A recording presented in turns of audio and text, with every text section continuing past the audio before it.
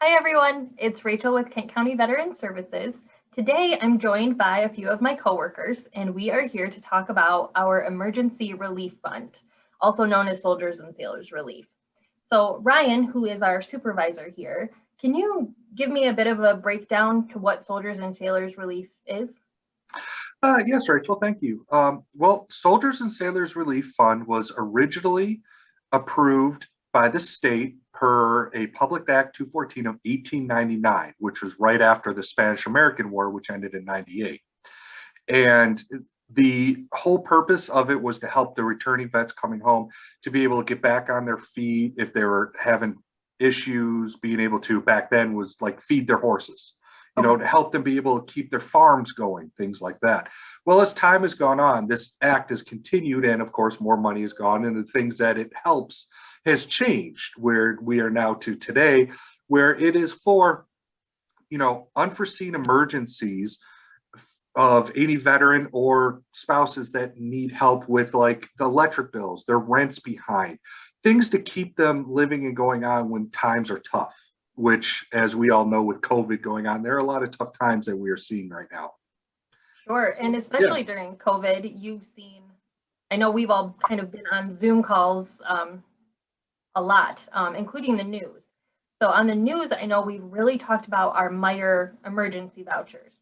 Now, we offer those, and then we also offer other types of vouchers. Martin, who is a clerk here at Kent County Veteran Services, can you talk about the Meijer Vouchers and our other vouchers that we offer?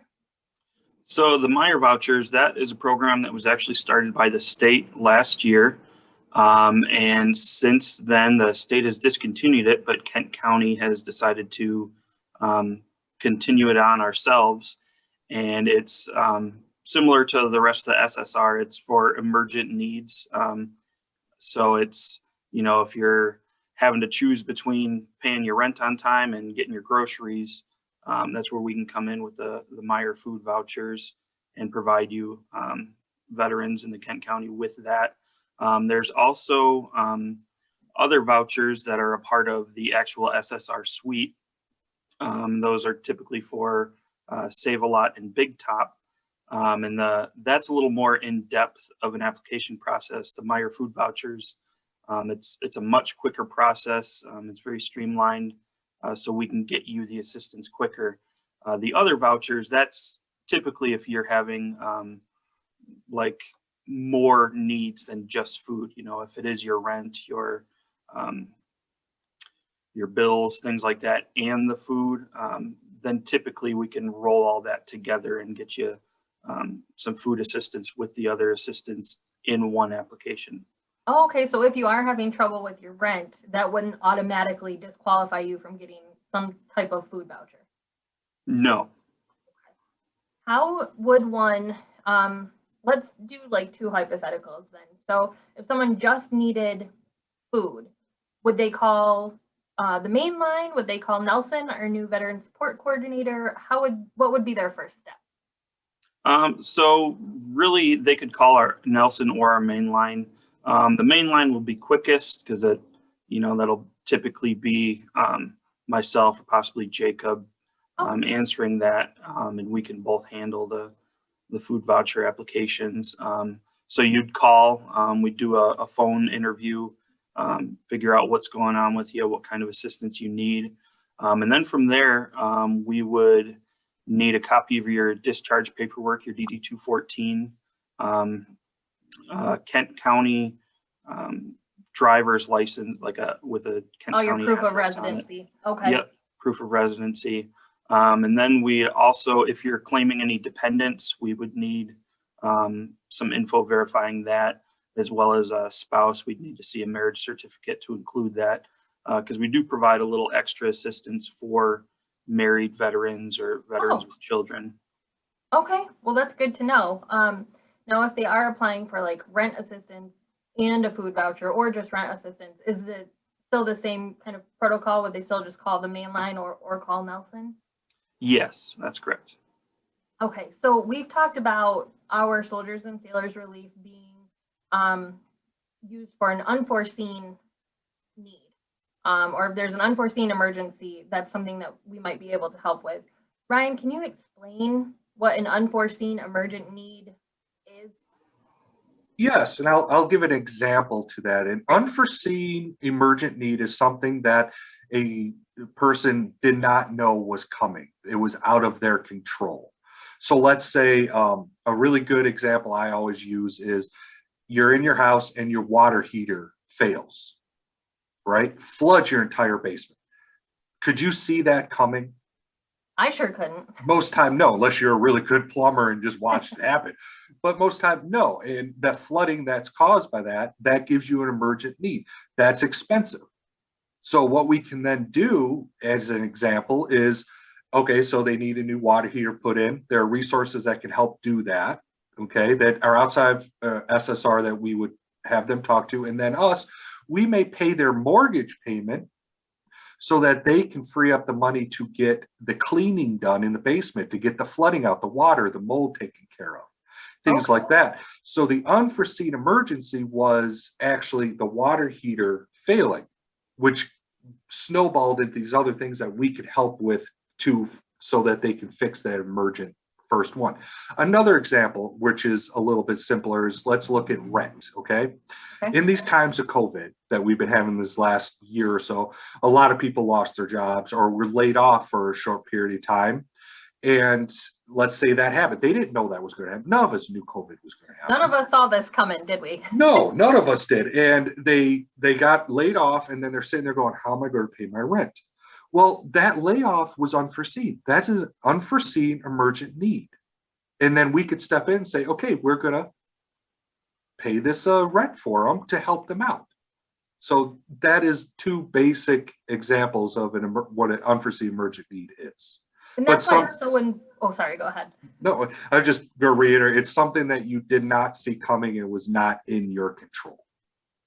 Okay, and what I was just going to say, that's why it's so important to give us a call to talk through that, to see how we can't figure out something to help you, whether it be a resource for a new water heater or, you know, something like that. Right, exactly. Or one other example that pops up sometimes is, and we were talking about other vouchers that we have available. There's one other voucher in the office that we do have is if someone got a new job, all right, let's say a construction job or a mechanic job, we have vouchers and we can help with getting like work boots for people if they don't have them, or maybe some basic set of tools to get them started in their career so they can move forward. And that's something else that we do offer that isn't widely known, but I did want to put it out there. So there are things that we can help with there if you are starting a new job, then to get you going. So the main takeaway is call us, let us know what you need, and let us see how we can help. Right, exactly. That being said, there are things that we need to know, you know, as we're giving out county funds. There are some prerequisites, there's some documentation that we need for proof of residency, that sort of thing. Jacob, who is also a clerk here at Kent County Veteran Services, do you mind going through some of like the prerequisites that veterans would need so that we can help them? Sure thing, Rachel. So for every SSR application, we're going to need a few things. Okay. First thing we're going to need is a document showing proof of service. This can be a DD-214, an NGV-22, or what's called a HINC from the VA. Now, the next thing we're going to need is going to be an unexpired state-issued ID that is updated to have the applicant's current address. So where they're, where they're staying at the moment needs to be on their ID. And so as we're required to review assets and spending, we'll also need to we'll also need to see a proof of income, usually in the form of like a pay stub, or it can even be just a letter from the employer, as well as a bank statement. So 30-day itemized. I like to see both checking and savings, but really it's we need to see what are the spending habits. What is it, is there something else going on that we're not really sure of? We just need to be able to see that. And then We can also use an equivalent document if they don't have a bank statement. A lot of our veterans, they do not have bank statements because they don't have bank accounts. So usually in those cases, they'll have something like a Direct Express card, and we just need to see a statement from that. Okay. I have two quick follow-up questions then. So Perfect. if they don't have their DD-214, that's something that we can help them with, right? We can help them Yep. retrieve it. Yep, so we can help them fill out a SF-180, and that's going to be the document request form that they're going to need to be able to get that from the federal government. Alternatively, we can also assist them with going through the state VA if they were a veteran from the state of Michigan that either left from Michigan or returned to Michigan from their term of service. Okay. And we can assist them with both of those. Okay, great. And then lastly, is it only the veteran that can apply for emergency relief? Now, as for who can apply, that's going to be veterans of active duty, reservists, National Guardsmen and women, and the unremarried surviving spouses of each. Now, they're all going to be eligible as long as the veteran received an honorable or general under honorable discharge. I got you. Thank you for that. I just kind of had those pop in my head as you were reading off all those things that we'll need. As we're kind of closing, I guess, Ryan, can you tell me, are there any other like monetary benefits through county funds that our veterans of Kent County should be aware of? Yes, actually, through our office, we administer the county burial fund for surviving spouses and veterans who were Kent County residents and they passed away. There's a $300 burial fund to help go towards the burial costs. There are some financial stuff that's in there that they have to do the application for. So what I would recommend if you are looking to do that is to give our office a call. We could send you the application or talk to whoever your funeral director is. A lot of them in town know about this and they can help you get the paperwork to us. But if they don't know, call us, we could send you the form. All right. And like I said, it is for $300. It's to help towards the cost. It could go to the funeral home or to whoever is applying. And it covers both the veteran and their surviving spouse in either order. Yep. So it's a really good help out there for them.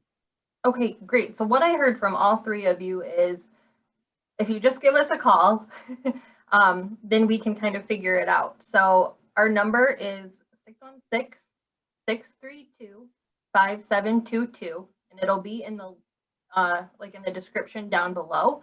But if you have any questions or you think you might need some help or you need help, just give us a call. You'll be able to talk to either Martin or Jacob, and we'll figure out how we can help you here at Kent County Veteran Services. Thank you three so much for jumping on another Zoom call with me this morning. And hopefully I can see you back in the office soon.